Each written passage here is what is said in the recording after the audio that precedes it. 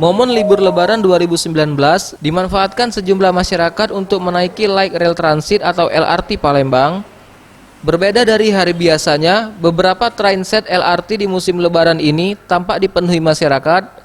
Tingginya lonjakan penumpang menggunakan LRT membuat masyarakat terpaksa harus berdesak-desakan, bahkan hingga berdiri di dalam gerbong. Manajer Humas PT KAI di Per3 Palembang, Aida Suryanti mengatakan, pada H+1 Lebaran, penumpang LRT dapat menyentuh angka 15.126 orang penumpang. Jumlah tersebut jelas meningkat dibandingkan hari biasanya yang hanya di kisaran 4.000 penumpang per hari. Lebaran sekarang ini penumpang LRT cukup ramai.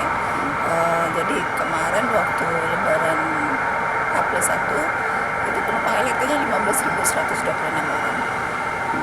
Kalau hari biasa rata-rata 4.000 penumpang ya, 4.000 penumpang.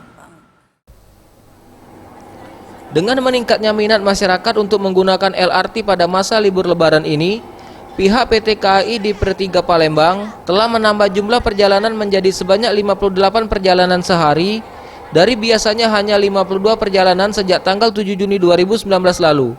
Selain itu, jam operasi pun ditambahkan hingga pukul 20.30 waktu Indonesia Barat. Tim Liputan Sriwijaya TV.